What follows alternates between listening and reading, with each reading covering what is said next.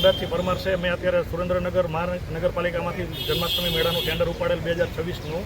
એમાં મેં ડોક્યુમેન્ટ આપેલા, પણ એમાં મને લાયસન્સ તમારી પાસે આગળ મેળો કરેલ નથી એ કહીને મારું ટેન્ડર રિજેક્ટ કરેલ છે. છેલ્લા 25 વર્ષથી હું મેળાની લાઈન સાથે જોડાયેલો છું અને ગયા વર્ષે પણ ઓક્શનમાં મને બેસવા દેવામાં આવ્યો હતો. છેલ્લે મેં બોલી લગાવી હતી ગયા વર્ષે 88 લાખ સુધીની. અને આ વખતે મને એવું જણાઈ રહ્યું છે કે ભાઈ નગરપાલિકાના અમુક તત્વો દ્વારા એમના લાગતા વળગતા અને વળગિયાઓને ટેન્ડર આપવાનું હોવાથી આ લાઈન ગોઠવણ થઈ હોય એવું લાગે છે. ડીડીમાં પણ ગયા વર્ષે 5 લાખનો ડીડી હતો, 61 લાખ અપસેટ હતી. આ વખતે 11 લાખ ડીડી કરી નાખ્યો. અને વઢવાણ અને સુરેન્દ્રનગરના ડીડીને ડિફરન્સ એટલો બધો છે. વઢવાણને 27%, વઢવાણને 23% ડીડી લીધો, સુરેન્દ્રનગરને 27% ડીડી લીધેલ છે.